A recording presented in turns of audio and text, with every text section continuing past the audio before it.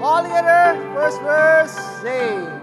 Oh, come, all ye faithful, joyful and triumphant.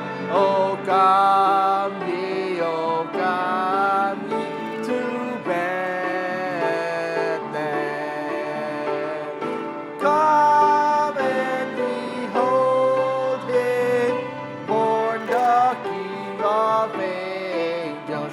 Oh, come, let us adore him. Oh, come, let us adore him. Oh, come, let us adore him. In Christ the Lord. Sing choirs of angels, sing in exaltation. Sing all ye citizens of heaven above. Glory to God, oh, glory in the highest. Oh, come, let us adore him. Oh, come, let us adore him. Oh, come, let us adore him. In Christ the Lord. Last verse. Ye Lord, we greet thee, born this happy morning. Jesus, to thee be all glory given.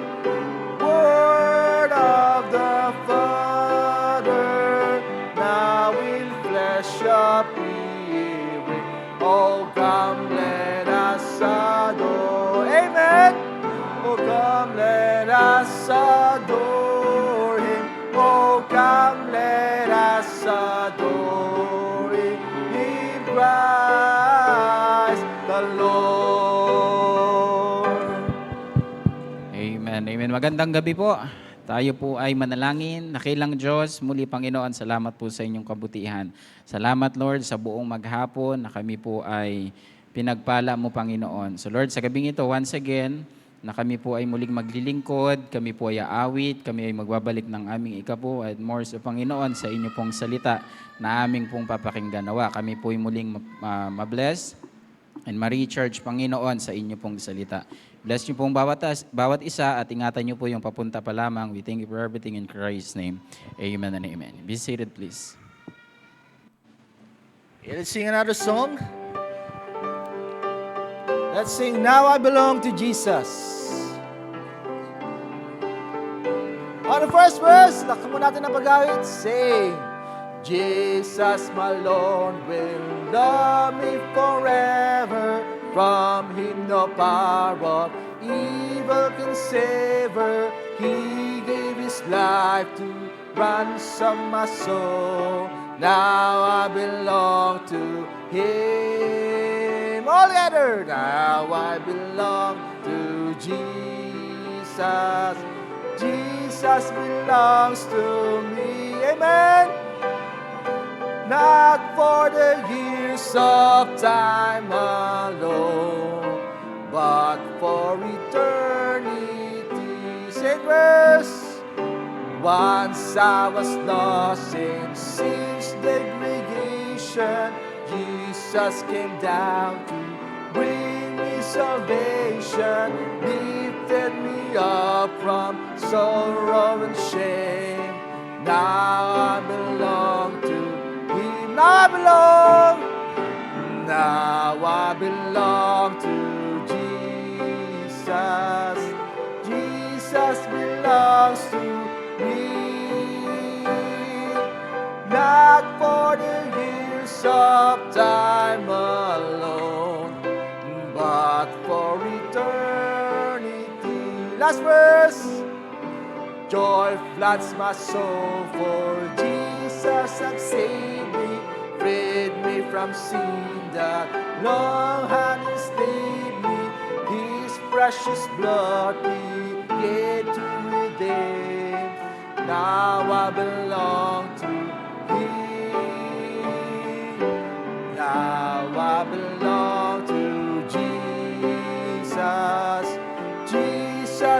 belongs to me. Not for the years of time alone, but for eternity. Amen. Magandang gabi po sa bawat isa. Bago po tayo umawit po, pwede mo po bang ngitian yung nasa kanan mo? Kanan po, ay kaliwa pa. Kaliwa o kanan na lang, sige. Kaliwa o kanan, right side or left side, ngitian mo yung kayo pong kasama, katabi. Amen. Kasi wala po tayong puwang ang jablo para po tayo ay sumimangot. Amen. So let's worship God through singing. May first time visitor po ba tayo sa ating kalagitnaan? Wala naman na po, tayo-tayo pa rin, amen. So tayo po'y magpatuloy, maglingkod, amen. Tayo po tayong lahat as we sing our welcome song at ipakita natin yung tunay na kaligayahan. Sir Francis, please.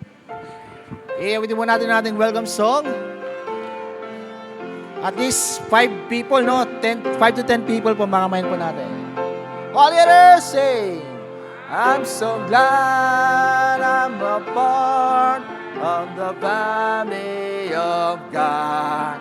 I've been washed in the fountain, cleansed by His blood.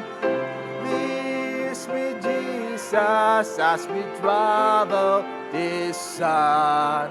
For I'm part of the family of God. I'm a part of the family of God. I've been washed in the fountain, cleansed by His blood. Join us with Jesus as we travel this sun. For I'm part of the family of God. Let us now hear the choir.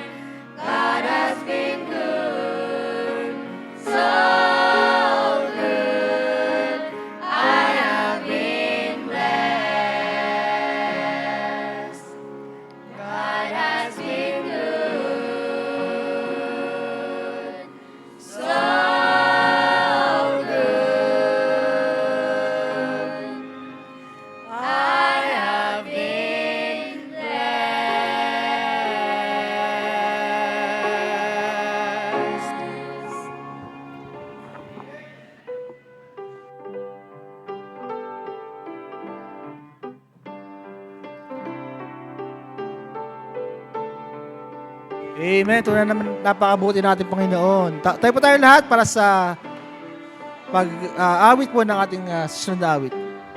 Came upon the midnight clear. All together! First verse, say, it came upon the midnight clear, the glorious song of all, from angels bending near the earth to touch their harps of gold.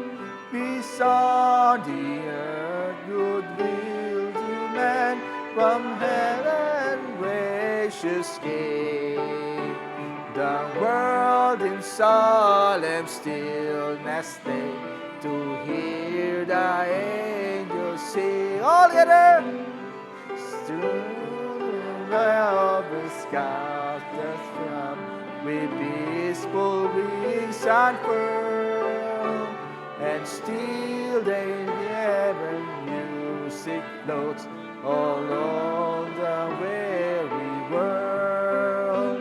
Above its sad and lonely place, they bed on earthly wings, and ever o'er its babes sound the blessed angels sing, and ye beneath life's rushing load, whose forms are bending low, who toil along the climbing way with painful steps so strong. Look now, I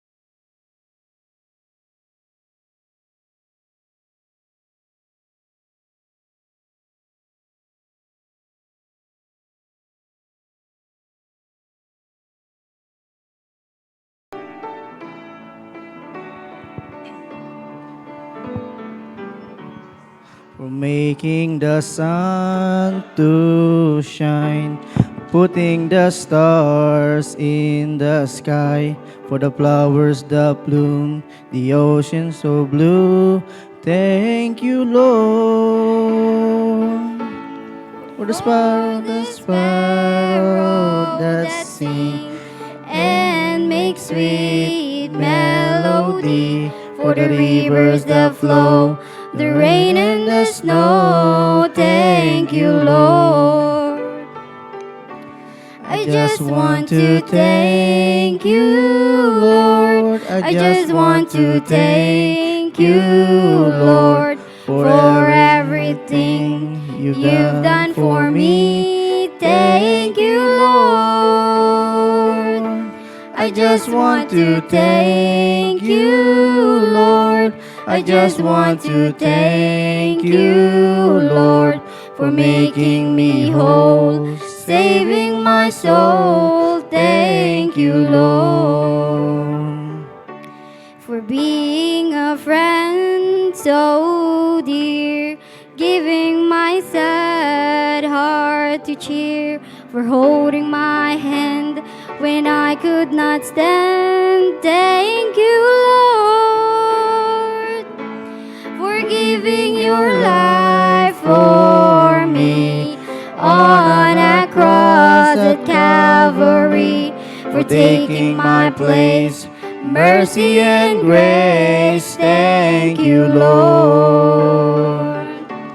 I just want to thank you, Lord. I just want to thank you, Lord, for everything you've done for me. Thank you, Lord. I just want to thank you, Lord. I just want to thank you, Lord, for making me whole, saving my soul. Thank you, Lord, for making me whole, saving my soul. Thank you, Lord.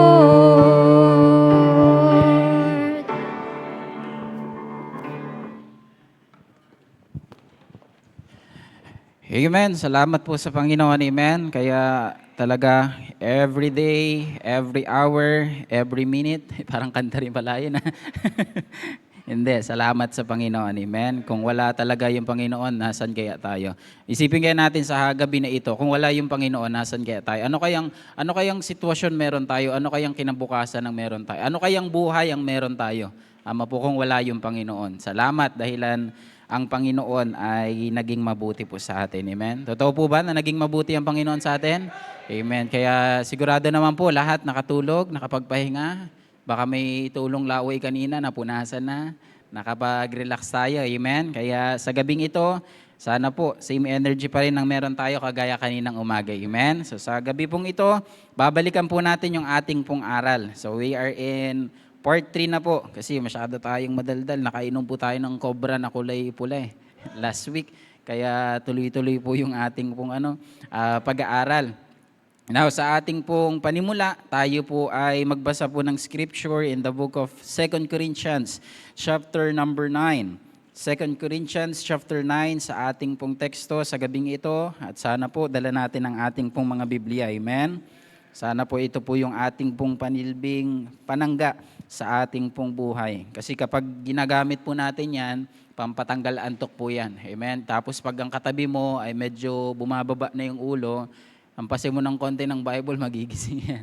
Diba? Kaya basahin natin ngayon, 2 Corinthians chapter 9, and verse number, isang verse na lamang po para po tayo ay magpapatuloy sa ating pong mga ginagawa. Verse number 7 sa ating pong text for this evening. 2 Corinthians chapter 9, verse number 7. Follow with your eyes. As the Bible said, every man according as he purposed in his heart, so let him give, not grudgingly or of necessity, for God loveth a cheerful giver. Tayo po'y manalangin. Our gracious, loving Heavenly Father, Lord, once again, we need you and we need your guidance, Panginoon, your power, your protection, especially Panginoon, ang inyo pong banal na spirito ang siyang kumilos sa buhay ng bawat isa, Panginoon. Alisin mo, Lord, yung mga antok, alisin mo, Lord, yung mga kaguluhan, yung mga ingay.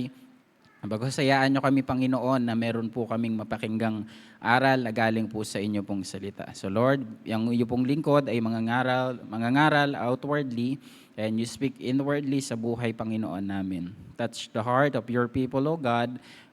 For without you, we can do nothing, Lord. He must increase, but I must decrease. We thank you, we love you, Lord, in Christ's name. Amen and amen. Sabi ng ating pong pag-aaral last week, ito po yung patukoy po sa ating pong pagbibigayan about Thanksgiving. Sabing ganon, for God loveth a cheerful giver. There are some things to consider when we talk about giving. So number one, ano po yon? Sa ating pong pagkakatanda, number one, our mentality. Yung ating pong kaisipan. Our mentality must be a good thing. Our mentality must be a godly thing, and our mentality must be a great thing. So yan po yung mga bagay na yon. At kinagabihan, tayo po ay nagpatuloy po ng ating pong pag-aaral. Part 2, there are some things to consider when we talk about giving. So this is about our manner, yung ating pong ugali. So what should our manner be? Dapat ito po yung mga bagay na yon. Commendable, not contemptible. Pure, not polluted. Committed, not casual. So yan po yung mga bagay na yan. So at this time, ayaan po nating matapos po ang ating pong aral. Okay lang po ba? Gusto na po ba nating matapos? Ayaw pa? Parang ayaw po natin. Gawin po nating part 4 pa. Gusto niya po ba? Kaya po ito. Okay lang po ba? Hindi, tapusin na natin ngayon. Sakit na ng ulo ko sa inyo. Hindi, joke lang. Ginawang problema yun. Point number 3 po tayo ngayon sa ating pong pag-aaral. There are some things to consider when we talk about giving. Lastly, for our part 3, this is our motivation. Diyan po iikot ang ating pong pag-aaral about sa ating pong motibasyon sa gabi pong ito. Babasahin po muli natin ang ating pong pag-aaral, 2 Corinthians 9:11, Every man according as he purposeth in his heart, so let him give, not grudgingly or of necessity, for God loveth a cheerful giver. Ngayon po, sa gabing ito, hayaan niyo pong tanungin ko po ang bawat isa. Ano bang reason natin bakit tayo nagbibigay? Ano bang reason natin bakit tayo nagtatites dito sa offering plate na ito? Ano bang reason natin bakit tayo kumukuha ng envelope doon at ilalagay natin, this is for tithes, this is for offering, this is for mission funds? Ano bang layunin natin? O minsan meron pa mga contribution o magbibigay tayo kay sister ganito, kay brother ganyan kasi kailangan ng tulong. Ano ba yung dahilan natin? Ano ba yung motivation natin kapag tayo ay nagbibigay? At sa inyo na lamang pong kaisipan, sagutin yung katanungan po na yun. Ano nga ba yung motivation natin sa ating pong buhay at bakit? Yan po yung madalas katanungan eh. At bakit tayo nagbibigay sa ganyang pong bagay? Alam niyo po ang nakakalungkot minsan sa buhay bilang isang Kristiyano na nagiging mali po ang motibo when it comes sa pagbibigay sa Panginoon. Tama po? Ito po yung mga bagay na kung saan magbibigay ako para ako ay mas makuha ko yung gusto ko. Makuha ko yung bagong cellphone ngayon, makuha ko yung bagong pangarap na mga gusto kong marating sa buhay. Kung titingnan natin sa kabilang banda, parang maganda naman. Pero ang nais po ng salita ng Diyos at nais ng salita na itinuturo po sa atin upang maunawaan po natin, wala po dapat po mga alinlangan. Walang ibang motivation, walang mga dapat na iba pang mga bagay na nakalagay po sa ating pong pagbibigay bagkus ito po ay para sa Panginoon. At tayo po ay nagbibigay kasi nga po sabi ng Bible, for God loveth a cheerful giver. So meaning to say, sa ating pong pag-aaral sa gabing ito, hindi lang dahil nagbigay tayo okay na, sapat na. Bagkus sa ating pong puso, sa ating pong isip, dapat po ang ating pong karakter na ma-practice natin sa ating pong buhay, magbibigay ako kasi mahal ko ang Panginoon. Yun po yun. Sabi ko po, di ba last time, ang hindi naman problema yung salapi. Ang problema yung ugali. Na minsan iniisip natin ang ating motivation kasi para makuha ko yung gusto ko, kasi may pinapanalangin ako na magkaroon ako ng bahay na ganito, magkaroon ako ng sasakyan na ganito, magkaroon ako ng ganitong bagay. Sometimes yun ay nagiging problema ng isang Kristiyanong kagaya natin na nawawala tayo sa mga pagpapala at napapalitan ng motivation na dapat para sa Panginoon at yun ay napapalitan ng mga maling bagay na ating iniisip.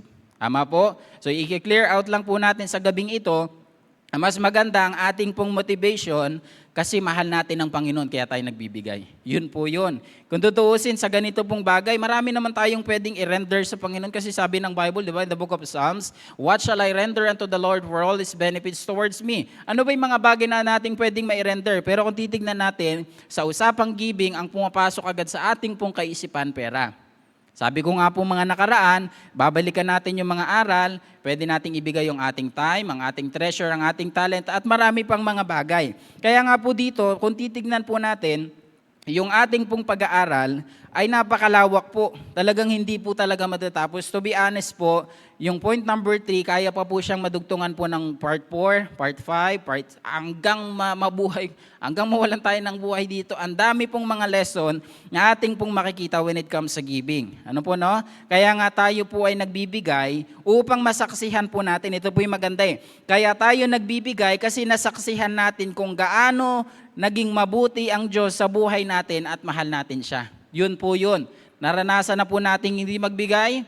Naranasan po nating wag ibigay ang ating pong ikapo sa Panginoon. Yes. Anong dumarating sa punto ng ating pong buhay? Na kahit ang laki naman ng pera natin, na meron naman tayong mga ganito, na mga ganyang bagay, pero parang kulang pa rin kasi meron tayong nakakalimutan. Yan yung sinabi ng Malakay chapter 3, verse number 10. Kaya sana po ang ating pong motivation ng ating pong buhay, hindi lang po dahil sa pagpapala. Kung hindi, dahil ako ay magbibigay, tayo ay magbibigay kasi mahal natin ang Panginoon. So tonight, I want to share on this thought, be motivated to be a cheerful giver. Ulitin ko po, be motivated to be a cheerful giver. Amen? What is motivation is all about? Motivation means the driving force or enthusiasm that push you to achieve a goal o pursue a purpose. Ibig sabihin, tayo po ay ganado. Ano sabi ng ating verse? Babalikan natin muli. For God loveth a cheerful giver. Tama po? Kasi anin natin, halimbawa kung magbibigay tayo, kailangan mo 100. Salo, 100. Sa'yo na yan. Kailangan mo mira ng pambili ng sapatos mo, kailangan mo sa school. Ito, 1,000 salo. Hindi pwedeng ganon. Kailangan merong pong tinatawag na nasa puso. Cheerful, kumbaga sa ating pong pag-aaral. Sabing ganon, there are evidence to prove that we're still motivated. So ano yung mga bagay? Ano yung ebidensya na ating pong pwede nating makita sa ating pong buhay para sabihin natin na tayo po ay ginaganahan, tayo po ay merong pong karakter na motivated when it comes sa giving. Number 1, let me give you the first point, deep interest. Malalim na pagtitiwala sa Panginoon. Mamaya po, pagmasdan nyo pong mabuti at tignan nyo po yung aking pong mga puntos. Ang ganda nito sa aking pag-aaral Kayo na pong dumiskubre, kayo na pong magsiyasat, kayo na pong maghalukay o maghukay ng malalim. Kasi number 1, deep in trust, Proverbs chapter 3. Verse number 5, very familiar verse. Trust in the Lord with all thine heart, and lean not unto thine own understanding. Verse number 6, in all thy ways acknowledge Him, and He shall direct thy paths. Now, the lesson in this verse is for us to depend in Him whatever we do sa ating pong buhay. Amen? Habang nag-aaral tayo, habang nagtatrabaho tayo, habang may ginagawa tayo, ang mas magandang motivation po natin ay magtiwala sa Panginoon. Kasi nowadays, ang pagtitiwala ay napapalitan po ng trust issue. Tama po? Bakit ako magtitiwala dyan? Nagnanakaw nga yan ng ganito. Tama? Kahit nga, ngayon nga po sa government, talagang hindi ka na magtitiwala na meron tayong pera sa SSS, meron tayong pera sa St. Peter, meron tayong pera sa bangko natin, even GCash natin, PayMaya, marami tayong mga pinagkakatiwalaan. Pero nauuwi yan sa tinatawag na trust issue. Ano po, no? Yan po yung bagay na kung saan meron po sa mundo pong ito. Sabing ganon, sana habang inaaral natin ngayon, ang pag-aaral ng salita ng Diyos, ang maging ugali natin ay mapagpasalamat tayo at tayo ay magpatuloy na maging motivated, deep trust in Him. Ano po, no? Yan po yung tinatawag na pagtitiwala ng malalim sa Panginoon. Okay po? Para hindi na tayo mamuhay ng merong pong trust issue. Parang yung dati, mga magkakaibigan kami nung high school. May kaibigan kami dati, mayaman eh. Meron na siyang high school pa lang kami, meron ng motor. High school pa lang kami, siya na yung naka-iPhone. High school pa lang kami, grabe yung baon niya, 500 a day. Sabi kong yaman ng tao na ito. Pero meron siyang trust issue. Nung ng mga barkada, nakapalibot kami, nasa labas ng school, dadating siya ngayon nakamotor, ang gagawin niya dumira, papark siya sa gilid. Tapos yung motor, ilalak niya yon. Sabi namin, ba't mo nilalak yung motor? Hindi, mahirap na. Sabi ko, parang hindi naman tayo magkakaibigan dito eh. Ilalak mo pa sa harap namin yung motor. Hindi, mahirap na eh. Hindi natin masabi. Kita po natin yung senaryo na kahit anumang pong bagay ay merong pong trust issue ang mundo pong ito. Pero ang kagandahan, yan po yung wala sa Panginoon. Hindi na kailangan po magkaroon ng mga problema sa pagtitiwala. Kasi nga po sa ganitong bagay, in the book of Proverbs chapter 22 verse number 19, ito po yung solusyon. That thy trust may be in the Lord, I have made known to thee in this day, even to thee. Amen? Sa Panginoon, huwag kang mag-alinlangan. Huwag tayong mag-alinlangan na tayo ay magtiwala sa Diyos. Bakit? Kasi ang Panginoon hindi scammer. Tama? Hindi siya manluloko na sasabihin sa'yo, yung 5,000 mo, sir, gawin natin yung 50,000, bigyan mo lang ako ng 3 days. Open-minded ba kayo, mga guys? Di ba? Open-minded ba kayo? Willing to wait 2 to 3 days? Gawin natin 1 million pera mo. Business-minded ka ba? Tara, gawin nating pag-asa yan. Malalaki, yayaman ka dito. Diba? Kikita ka ng malaki dito. I-promote mo lang yung ganito. Talagang yayaman ka. Pero to find out, wala na. Diba? Ang daming mga nagpo-post sa Facebook na kung saan dating may mansion, ngayon nangungupahan. Diba? Dating naka-Ford Raptor, ang nangyari, ngayon nagkaroon ng NWOW. Alam niyo po yung NWOW, yung electric na lang na motor, electric bike. Dating may mansyon, ngayon nangungupahan. Talagang naloko ng scam, naloko ng scammer. Ano po, no? Kaya nga po sa ganyang bagay, sa Panginoon, hindi po yan scam. Amen? Bagos meron pa yung investment. Maganda at hindi tayo lolokohin ng Panginoon. Amen? Bakit? Kasi nga po sa usapang pera, hindi tutuusin talaga. Ito po, kung titignan natin, hindi naman kailangan ng Panginoon yung ating pera eh.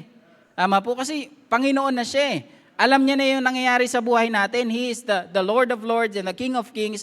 Alam niya yung mga bagay na nangyayari sa ating buhay. Sa tingin ba natin, yung Panginoon, bumibili ba ng bigas para sa kanyang mga pangailangan? Hindi. Tayo lang yung may kailangan. Now, sa ating pong buhay, na dapat po tayo ay wag na pong magpaloko sa mundong ito, bagkus tayo po ay maniwala sa Panginoon. Magtiwala sa Panginoon. Amen? Kaya nga po ating pong pinapag-aralan ngayon, na dapat meron po tayong deep interest sa Panginoon. Yan po yung mga bagay na yun. Alam niyo po, sa ganito pong bagay, year 2018, after ko po mag-graduate po sa Bible School, ako muna po ay nagtatrabaho po bilang pong isang pintor. Dito po sa ating pong ministeryo, Subic Bay Children's Home. Nagpipintura tayo ng mga kwarto, pipintura tayo ng mga bahay. Sapat naman yung kinikita. Pero dumating sa punto na tayo po ay tinawag upang maglingkod sa Panginoon. Sabi ko, Lord, wala na, corner na ako eh. Nakapag-graduate na ako ng Bible School, okay na yung buhay ko. Sabi ko, ayokong manatili kung ano man yung mga bagay na meron ako ngayon. Gusto ko merong progress sa buhay ko. And the Lord spoke to my heart, sabi niya ganon, through His Word and through preaching, sabing ganon, bakit hindi mo isuko yung buhay mo sa Panginoon? And that's the time, 2018, I remember, sinuko ko ang buhay ko. Sabi ko, Lord, gusto ko mag-full-time church worker dito sa simbahan na ito. Kung ikukumpara ko po yung sahod na meron ako noon, sa meron ako ngayon, kahit ito ay hindi po kalakihan, and I think the Lord kasi binigyan niya ako ng satisfaction. Amen? Yung pera na dating hinahangad ko pero hindi nagiging sapat, at dati ang problema ko kung paano tumaba. Ngayon naman po, ang problema ko ngayon kung paano pumayat. Di ba? Kasi nga po, yung pagpapala ng Panginoon sa taong nagtiwala sa Panginoon, di ba? Ay nandoon. Tama? Kasi nga po sa usapang pagtitiwala sa Panginoon, if we are fully trusting sa Panginoon, alam niya yung gagawin niya sa buhay natin. Amen po ba? Alam niya yung gagawin niya sa buhay ko, sa buhay ng bawat isa kapag yung ating pong tiwala ay malalim. Yun po yung mga bagay po na yon. Kaya nga yung dakilang Diyos kapag siya po ay magbibigay ng pagpapala, hindi na po siya nag-aanilangan pa. Tama po? Pero sa buhay natin, kung babalik rin naman natin ang sitwasyon, tayo po kapag nagbibigay tayo sa Panginoon, parang nag-aalinlangan pa tayo. Ibibigay ko ba to? Last money ko na to eh. Wala na akong mabibili. Anong mangyayari sa buhay ko? Wala na. Wala na akong pang milk tea, wala na akong pang McDo, wala na akong pambili ng kung anong mga bagay na gusto ko, wala nang lip tint, di ba? Wala ka nang pambili ng mga ganitong bagay, di ba? Nag-aalinlangan tayo madalas sa ating pong buhay, pero sabihin ko po sa inyo sa gabing ito, kapag sa usapang bigayan, huwag tayong mag-alinlangan. Huwag tayong mangamba. Bakit? Kasi yung Panginoon, grabe kung magpala sa atin eh. Naalala natin yung word na sinabi ni Pastor Odeg dati. Sabi niya, kung yung pala natin, binibigay natin sa Panginoon ay ganito lang kalaki, let's say mga 5, 6, 7 inch, yung pala ng Panginoon, 4 times ng pala na meron tayo. So ibig sabihin, sa ganyang pong bagay, kung tayo po'y magbibigay sa Panginoon, wag po sanang pangunahan ng pangangamba. Baka kasi ganito, baka kasi ganyan. Itanong po natin sa mga lingkod ng Panginoon, itanong natin sa mga mananampalataya na kung saan ibinigay nila yung kanilang kapirahan, ibinigay nila yung para sa Panginoon, tignan natin kung sila ay naghirap. Mas lalo silang pinagpapala. Amen? Kasi sa ganyang pong mentalidad, mas maganda na iilagay natin pong sa ating pong kaisipan ng ating pong motivasyon or ang ating motivation ay dapat po malalim ang pagtitiwala sa Panginoon. Tama po? Kasi po yung pera kaya lang po yan nagkakaroon ng halaga kasi bibili po natin. E paano kung wala na tayong kailangang bilhin? Mahalaga pa ba yung pera? Yung 1,000 na yan? Yung 500 na yan? Yung 100? Lahat ng mga bagay na yan, wala nang magiging kabuluhan kapag wala na rin tayong dapat pang bilhin. Tama po? Sabi ko nga po, kaya lang siya nagiging may kabuluhan kasi may binibili tayo. Pero paano kung wala na? Wala na ring silbi. Tama? Ganun po kadali na ating pong makikita na dapat po ang ating pong motivation, na dapat po ng ating pong pananampalataya, yung ating pong pagtitiwala ay malalim. Yan po yun. Kaya nga po sabi ng Bible, di ba sa Malakay, chapter 3, verse number 10, prove me now. Ipakita mo. Subukan mo kasi. Sabi ng mga tao sa kanto, yung mga siga, sige, subukan mo ko nang makita mo. Kung titignan natin ang verse na ito, Malakay chapter 3, verse number 10, bring ye all the tithes into the storehouse, that there may be meat in mine house, and prove me now, herewith saith the Lord of hosts, and I will not open you the windows of heaven, and pour you out a blessing, that there shall not be room enough to receive it. Nakita po natin yan. Sabi ng Bible, prove me now. Sabi ng salita ng Diyos, prove me now. Subukan natin. Makikita natin kung ano ang ating pong hinahanap. Parang siga po, no? Makikita natin kung ano ang ninanais ng Panginoon sa usapang pagpapala. Ngayon, ang katanungan, gaano kalalim ang ating pagtitiwala sa Panginoon? Yun po yun eh. Gaano kalalim ang pagtitiwala natin sa Panginoon? Psalms 55, verse number 3. What time I am afraid, I will trust in Thee. Sino pong nagsulat ng Psalms? David. Sabi niya gayon, anong oras akong matatakot? Mas magandang ako ay magtiwala kaysa matakot. Kaya mas maganda sa ating pong buhay, magkaroon tayo ng malalim na pagtitiwala. Amen po ba? Point number 2. Not only deep in trust, but secondly, deeper in faith. Lumalalim na. Kumbaga kanina, level 6 o 6 feet ang lalim, ngayon dagdagan na natin. Gawin natin ngayong 9 feet yung ating pong lalim. Saan? Sa pananampalataya. Deeper in faith. Ephesians chapter 3 verse number 17. That Christ may dwell in your hearts by faith. Sabi ng Bible, that Christ may dwell in your hearts by faith, that ye being rooted and grounded in love. Kita po natin yan sa ganyang pong senaryo. Ang ganda po ang nasasabi ng verse na ito. Sabing ganon, that Christ may dwell in your hearts by faith. Sa pananampalataya. Mamaya makikita natin ano bang pinagkaiba ng pananampalataya sa nagtitiwala. Pero for time being, tignan po natin, in Greek word, ang word na faith is pistis. Sabing ganon, more than just a believing in God's existence.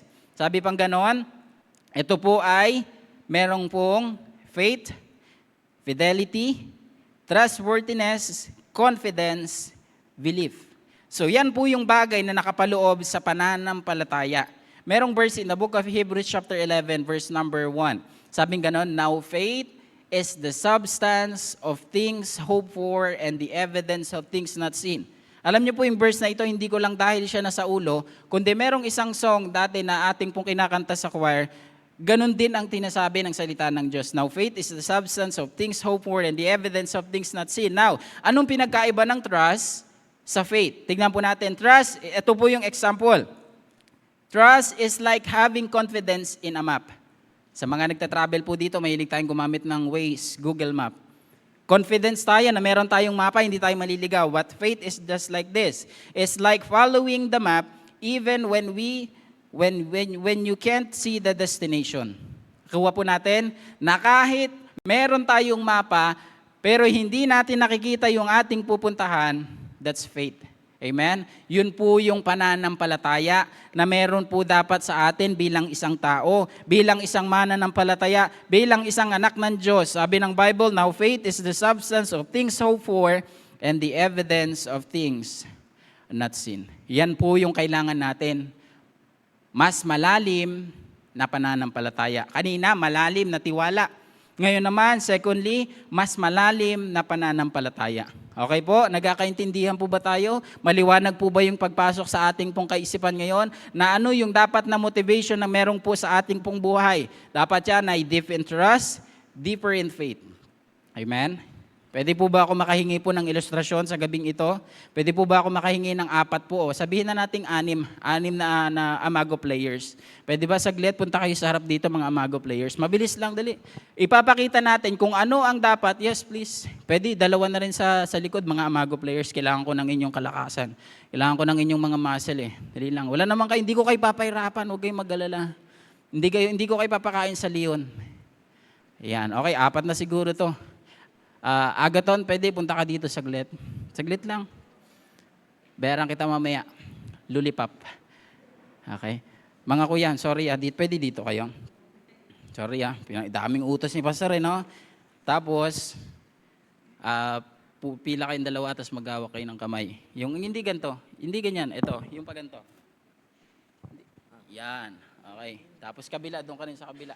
Dapat hindi yan masisira. Tapos sa kabila, ganun din kuya. Dikit kayo dito, baka mahulog. May papagawa kayo, agad na halika. Agad doon. Gagawin natin ngayon, saluhin nyo siya. Okay? Pag hindi nyo siya sinalo, abangan kayo dito sa labas. Hindi, joke lang. Tungtong ka dito. Dali, kailangan ko lang ng iyong tulong. Hindi kita ipapahamak. Sagot kita. Harap ka muna doon. Ito po ay ilustrasyon sa pamamagitan ng trust. Okay? Lagay mo yung kamay mo dito para hindi ka mapilayan. Yan. O ngayon, paharap ka ngayong magtutumba at sasaluhin ka nila. Lapit ka kuya, konti, dikit kayo. Mahirap na eh. Okay, wala akong pangpalit dito. Diba? Okay ngayon, so ito yung trust. Agaton, pwede ka ba? Pwede kita itulak. Kamay mo. Saluhin niyo siya, ha? Kaya? Okay, tulak ko siya, ha? Oh, very good. Sakit. Sorry. Okay, last. That's trust. Pagtitiwala. Kasi nakikita. How about kapag hindi naman nakikita? Pwede ba? Isa na lang? O dito na lang, ano ka na lang sa pangalawa. Ayoko nasasaktan kay kuya, pwede usog kayo dito.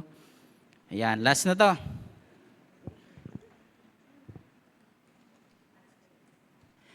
Ngayon, ang gagawin nito, patalikod naman siyang tutumba. This is faith. Pag sinabi ko nga alis kayo, okay? Pag pinaalis ko sila, okay lang. Okay lang? O, sige, papaalisin ko sila. Dito ka lang tingin sa akin. This is faith. Even though na hindi mo makikita, gagawin mo pa rin. Okay? Okay. Pwede ba natin silang palakpakan ng maraming beses? Yun. Amen. Salamat po. Pakuha nyo na lang po ng inyong prize. Ay, hindi pala to Teens Night. I'm sorry. Nakita natin yung difference. Yung trust, kasi nakikita natin, alam natin, may destinasyon eh. Sabi ni Agaton, bakit ba kasi ako napunta dito? Natay-tahimik ko dun eh. Napatulog na nga ako eh. Gigisingin pa ako ni Pastor eh. Kuha ko na yung tulog ko eh. Nung pabagsak siya, alam niya may babagsakan siya eh. Pero nung patalikod naman, this is faith. Kahit alam mong walang hawak sa'yo, ginawa mo pa rin. And that's faith. Yan po yung gusto ng Panginoon sa atin. Na yung trust, malalim. Yung faith, mas malalim. Yan po yung isang ilustrasyon na dapat po nating makita sa ating pong buhay na yung ating pong pananampalataya ay dapat merong kaayusan. Amen po? Kaya sa ating pong pagpapatuloy, next naman, wings naman, tapos accountable. Hindi, wag. Baka sabihin masyado tayong abuso. Tingnan po natin ngayon ng mga ilang bagay. Romans chapter 5, verse number 1. Therefore, being justified by faith, we have peace with God through our Lord Jesus Christ. Our faith must be quality, our faith must be sincerely, and our faith must be continuity. As I remember, ginamit ko to kaninang umaga. Tama po ba? Na dapat ang ating pong pananampalataya ay merong pong pagpapatuloy, merong pong kalidad, merong pong bagay na kung saan dapat merong kaayusan. Yan po yung nais ng Panginoon sa ating pong buhay. Naalala natin kaninang umaga, we talk about the 10 lepers. We talk about 10 may sakit at pinagaling ni Jesus. Isa ang bumalik at siyam ang bumalik. Yun po yung kanta ng Sunday School. Pero tignan natin yung istorya about sa taong isang Samaritano bumalik sa Panginoon. Yung kanyang pananampalataya ang nagbigay sa kanyang kagalingan kasi nga meron siyang tinatawag na malalim na pananampalataya o malalim na tiwala at malalim na pananampalataya sa Panginoon. Yun po yung sinabi. Luke chapter 17 verse number 19. And he said unto him, Arise, go thy way, thy faith had made thee whole. So ibig sabihin, ang ating pananampalataya ay dapat mas malalim. Nakuha na po natin? Yan po yung faith na dapat meron po tayo. Ito po yun, binigyan ko po ng isang ilustrasyon. Focus on the positive. Affirm yourself. I, imagine God doing something good. Letter T, trust God in everything. And letter H, hope for the best. Amen? Tingnan po natin Hebrews chapter 11 verse number 6. But without faith, it is impossible to please Him, for he that cometh to God must believe that He is, and that He is a rewarder of them that diligently seek Him. Sabi ng last phrase, that He is a rewarder of them that diligently seek Him. Muling katanungan, ano yung mga bagay sa buhay natin ay pinagkakatiwala natin? At ito ay nauuwi sa pananampalataya. Meron ba tayong motivation na kung saan para sa Panginoon? Meron ba tayong faith na kagaya ng ating pong binigyang ilustrasyon? Na kahit hindi natin nakikita, kagaya ba yun ng ating faith na meron? Meron ba tayong pananampalataya na mas malalim? Yan yung katanungan sa pangalawang parte. Ikatlo, at dito po tayo magtatapos. Amen po ba? Tulungan nyo naman po ako. Last na po ito eh. Masakit na yung ulo ko, masakit pa yung tenga ko. Sakit ang bewang ko. Eh, bayata yan ah. Point number 3, there are evidence to prove that we're still motivated. Ito na po, kanina, deep trust, deeper in faith, sabing gano'n ng lastly, deepest in relationship. Kita na natin ang mga pinagkaiba, malalim, mas malalim, at napakalalim. Ito po yon. Point number 3, deepest in relationship. Ngayon, ang tanong, kamusta ang relasyon mo? Sabi ng kabataan, okay lang naman po, going strong. Kahapon nga, hindi niya ako pinansin tapos nagkita. Hindi po yun yung relasyon na aking pong sinasabi. Ang relasyon na ito ay patukoy sa Panginoon. Kamusta ang relationship natin sa Panginoon? Lumalalim ba? Palalim ba? O pababaw? Do we still reading our Bible? Do we still have a quiet time? Alam niyo po yung quiet time? Ito yung umaga man o gabi, basta meron kang time para sa Panginoon. Ikaw ay nagdi-devotion ng isa mo lang, wala kang ibang gadget, basa ka ng Bible.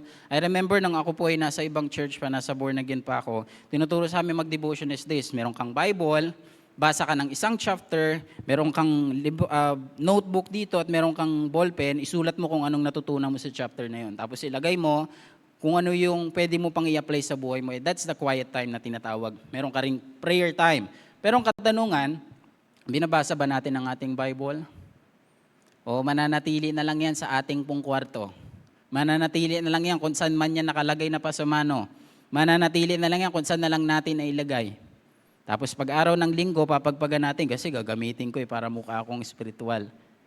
Binabasa ba natin ang ating Bible? Sa atin na lang pong kaisipan at puso sagutin yung mga bagay na yan. Okay po?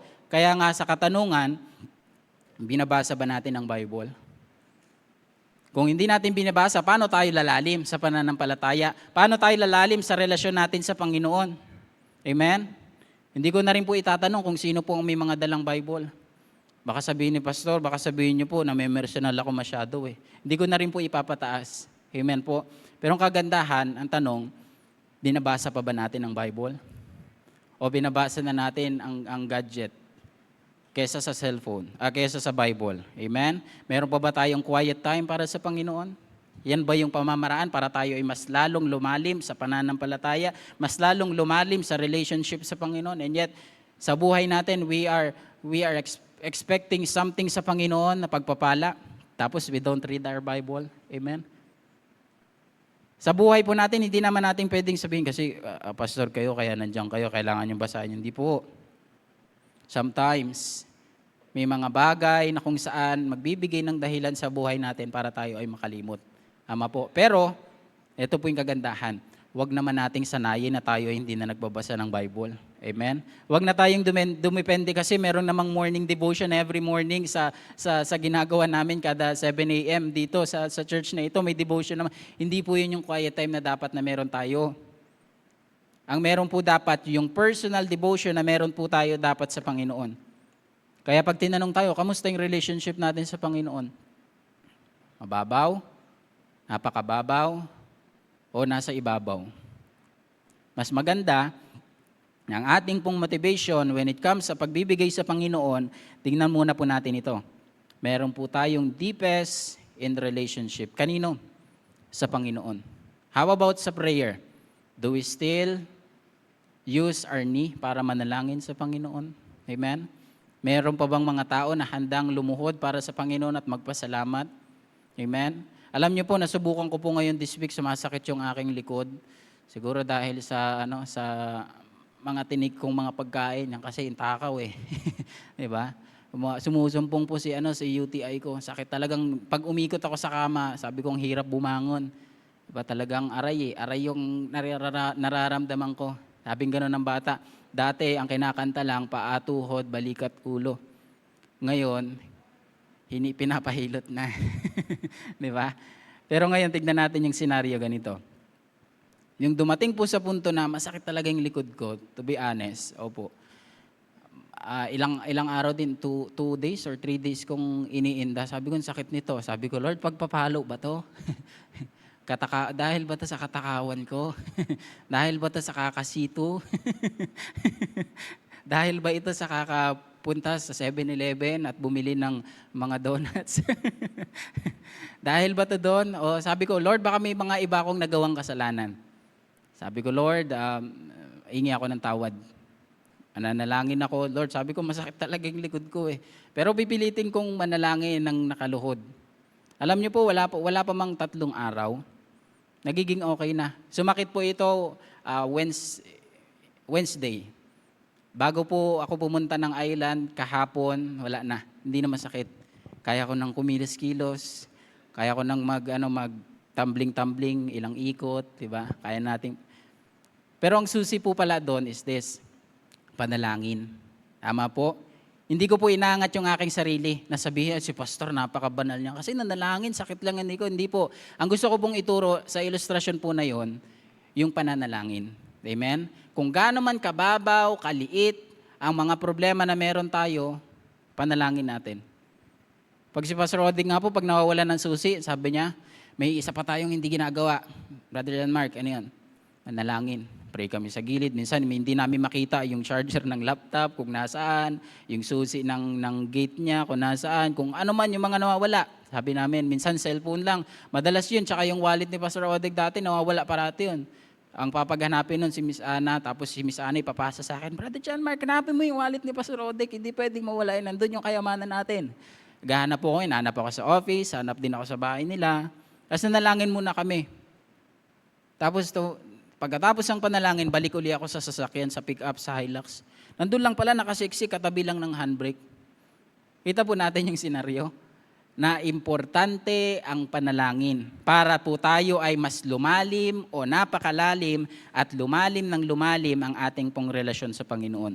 Yun po yung mga bagay na yon na dapat po nating i-consider sa ating pong buhay for us to have a deepest relationship sa Panginoon. Tingnan po natin yung ginawa niya para sa ating pong buhay. John 15:13.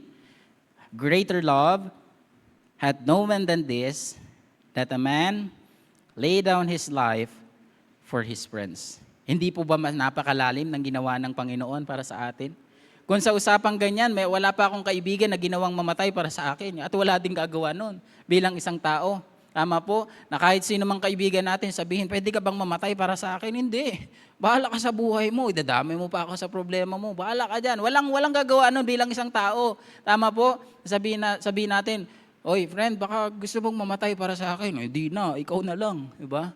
Mag-isa ka. Diba? Talagang hindi natin gagawin. Pero the Lord Jesus Christ, ginawa niya yun para sa atin.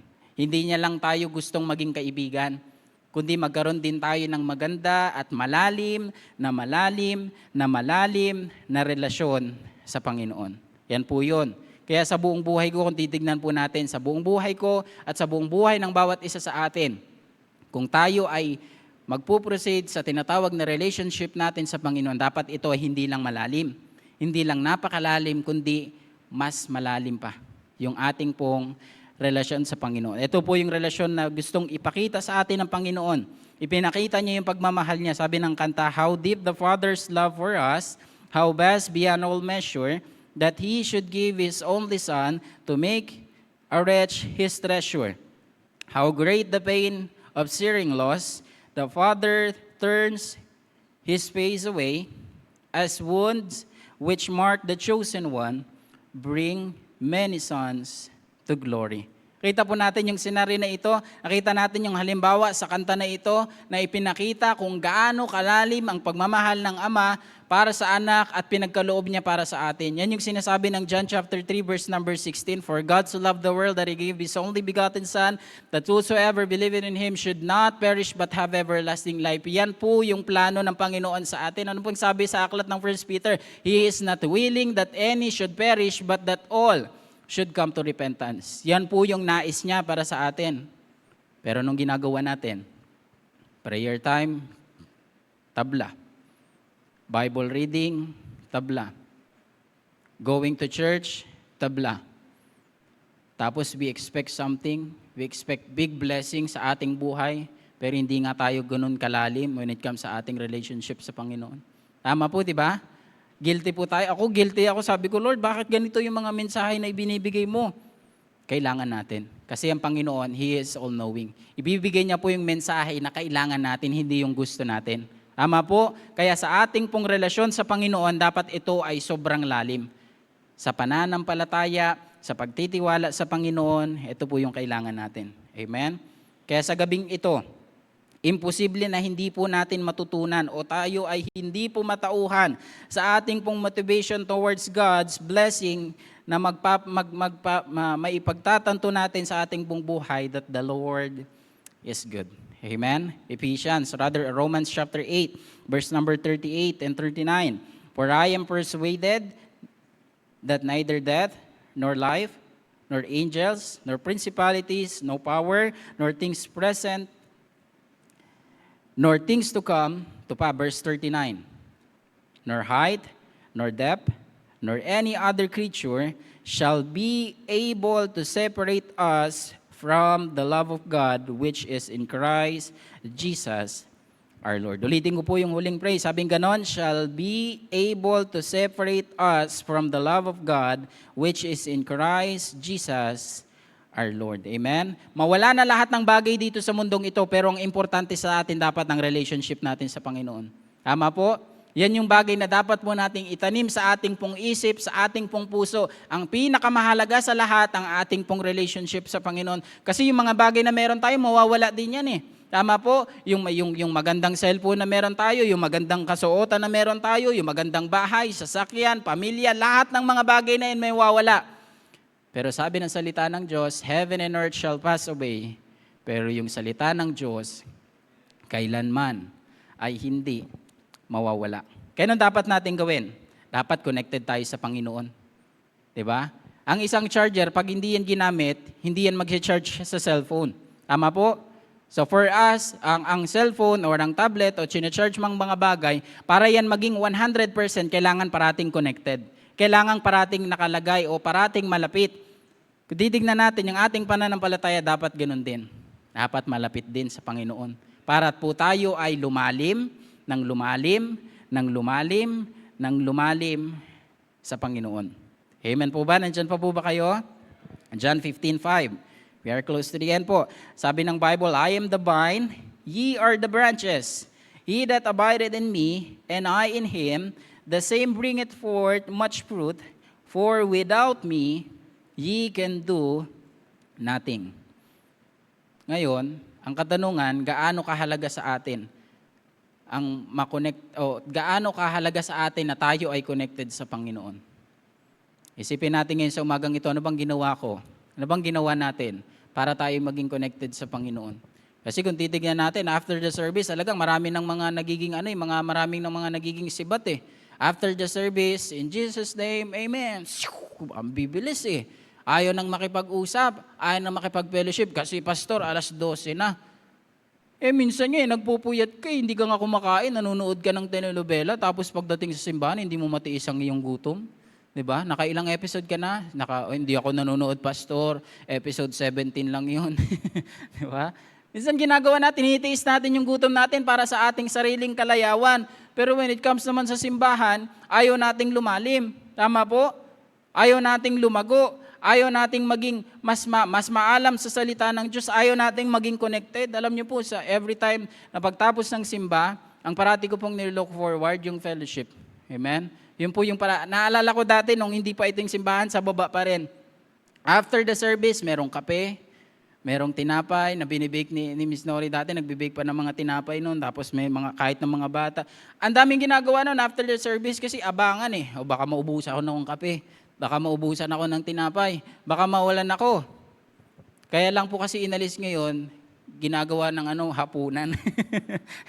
Ginagawa ng hapunan ngayon eh. 'Di ba? Supposedly, isang tinapay lang noon ginagawa. 5 sa akin ha, tas 3 kape sa akin. Kaya po sabi ni Pastor Ted, tama na yan. Masyado nang nagiging abuso. 'Di ba? Ginawa, sabi merienda. Pantawid gutom, ginawa pang tanggal gutom. 'Di ba? Kaya sa ganyang pong bagay, napakagandang tignan. Sabi ng Bible, behold how good and how pleasant it is for our brethren to dwell together in unity. Amen?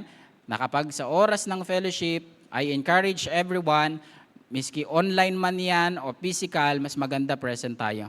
Amen? Minsan nga, mas active tayo sa online, pero sa physical, bagsak. Barati yan, sabi ko, Pastor, bakit kaya ganun? Ewan ko nga din eh. Pero kung titignan natin, mas maganda, mas masarap makipag-fellowship sa physical. Tama po, yung sama-sama tayo, yung nagkikita-kita tayo. Kasi paano naman kayo iinom ng kape kung nandun kayo? Paano mo maiaabot yung dala mo na binili mo ng monte sa kapitbahay na sale, 300, di ba? Paano mo maibibigay yun kung sa online lang? O, kain na po tayo. Serve yourself. Di ba? The food will serve sa inyo pong sariling mga tao. Mahirap po yun. Kaya nga mas maganda na merong pong fellowship. Tama po? Merong pong tinatawag na, kung sa mundo, ang tawag nila doon, kasiyahan, sa atin fellowship. Kasi sa mundo, inuman, 'di ba? Hindi pwedeng magkwentuhan ng walang bote sa kanilang gitna. Pwede tayong magkwentuhan kahit walang bote diyan sa gilid. Kahit walang bote diyan, ang mas maganda, merong pag-uusap na maganda, na wholesome, na galing sa magandang balita. Amen po ba? Kaya mas maganda, sabi ng Bible, na tayo po ay connected sa Panginoon. Sapagkat, sabi ng Bible, for without me, ye can do nothing. Amen? Kaya the very most important sa ating pong buhay, yung ating pong relationship ay maging matibay sa Panginoon. Conclusion, what kind of relationship do we have to Him? Ano bang klaseng relationship ang meron sa atin sa Panginoon? Mababaw o malalim? Napakababaw o mas malalim? Sobrang babaw o sobrang lalim?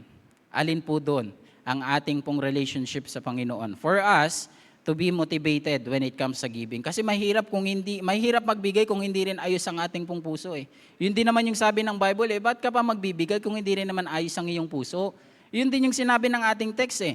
For God loveth a cheerful giver. Paano tayo magbibigay kung hindi rin naman ayos yung puso natin? Kasi nakapangako ako eh. Wala na akong no choice. Diba? Wala na eh. Nasabi ko na eh. Ano pa bang gagawin ko? Bigay ko na lang yan. Iyaan mo na yan. Ayaw po yun ng Panginoon. Ang gusto niya, cheerful giver. Amen po? 2 Corinthians chapter 9, verse number 7.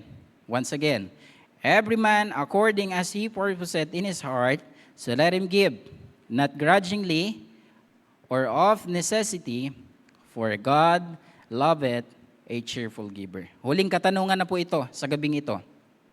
Are you motivated to be a cheerful giver? Once again, are you motivated to be a cheerful giver? If not, ito po yung ebidensya na dapat nating pagyamanin. Deep in trust, deeper in faith, deepest in relationship. Tayo po ay manalangin sa ating pong pagtatapos. Tayo po ay yumuko at tayo po ay mananalangin. Dakilang Diyos na makapangyarihan sa lahat. Lord, salamat Lord for the correction.